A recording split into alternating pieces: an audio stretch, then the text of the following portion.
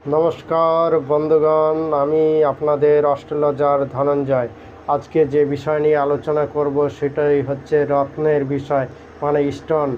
কোন রত্ন কোন ধাতুতে পরা দরকার এবং কোন আঙ্গুলে ধারণ করা দরকার সফলতা লাভের জন্য, অর্থাৎ জীবনে সফলতা লাভের জন্য কোন রত্ন কোন ধাতুতে পরা দরকার এবং কোন আঙ্গুলে পরা দরকার সেই বিষয় নিয়ে আলোচনা করব।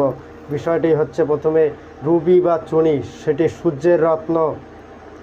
রুবি বা চুনি তামা অথবা সোনাতে বানিয়ে পড়তে হবে। রবিবার অনামিকা আঙ্গুলে পড়তে হবে। অনামিকা আঙ্গুলে তামা বা সোনাতে রুবি রত্নটি বা চুনি রত্ন, যাকে চুনি বলে বাংলায়, সেই রত্নটি ধারণ করতে হবে। মুক্তা সবসময় রূপতেই ধারণ করতে হবে। কোনো বিশেষ কারণে আমরা মুক্তাকে সোনাতে ধারণ করতে পারি, তবে মুক্তা বেশিরভাগ সময় রূপাতেই ধারণ করা লাভদায়ক। সোমবারের দিনে মুক্তাকে প্রাণ প্রতিষ্ঠা করে কনিষ্ঠ আঙ্গুলে পড়তে হবে। মুক্তা কনিষ্ঠ আঙ্গুলে পড়বে সবসময়। প্রবাল, রক্ত প্রবাল, যাকে রেড কোরাল বলে, রক্ত প্রবাল তামা অথবা সোনাতে মঙ্গলবার অনামিকা আঙ্গুলে পড়তে হবে। রক্ত প্রবাল তামা বা সোনাতে বানিয়ে পড়তে হবে। রক্ত প্রবাল মঙ্গল গ্রহের রত্ন, সেটি মঙ্গলবার দিনে পড়তে হবে, অনামিকা আঙ্গুলে পড়তে হবে। পান্না রত্ন রূপাতে বানিয়ে পড়তে হবে। বুধবারের দিনে কনিষ্ঠ আঙ্গুলেও পান্না পড়তে হবে। পান্না রত্নটি সবুজ কালারের হয়। পান্নাকে রূপাতে বানিয়ে পড়তে লাগে। পান্নার উপরত্ন আছে পেরিডট।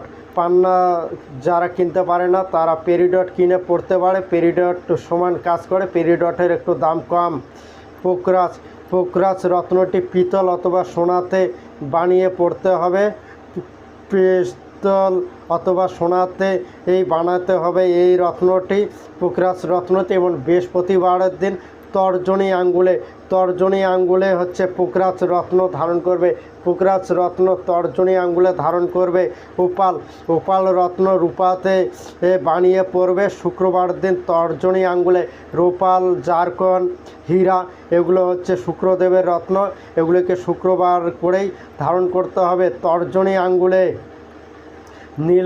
নীলম সোনা অথবা পঞ্চধাতু অথবা প্লাটিনাম বা শনিবার মধ্যম আঙ্গুলে পড়তে হবে। সোনা অথবা পঞ্চধাতু অথবা প্লাটিনাম বা লোহাতে বানিয়ে পড়তে হবে শনিবারের দিন। নীলম রত্নটি খুব মারাত্মক রত্ন। এটি পড়লে পারে মানুষের জীবনে তৎক্ষণাৎ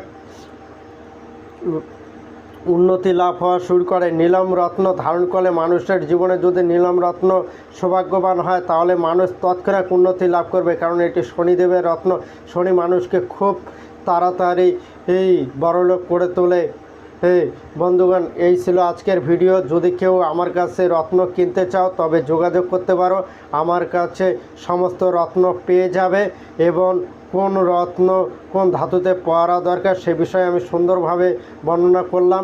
ভিডিওটি ভালো লাগলে লাইক সাবস্ক্রাইব করে দিবেন এবং আরও কিছুভাবে জানতে চাইলে আমার সঙ্গে কমেন্ট বক্সে যোগাযোগ করবেন। রত্নের বিষয়ে আরও কিছু জানতে চাইলে আমার সঙ্গে কমেন্ট বক্সে যোগাযোগ করবেন। এবং কেউ যদি জন্মকুষ্ঠী বিচার করাতে চান তবে আমার সঙ্গে যোগাযোগ করতে পারেন।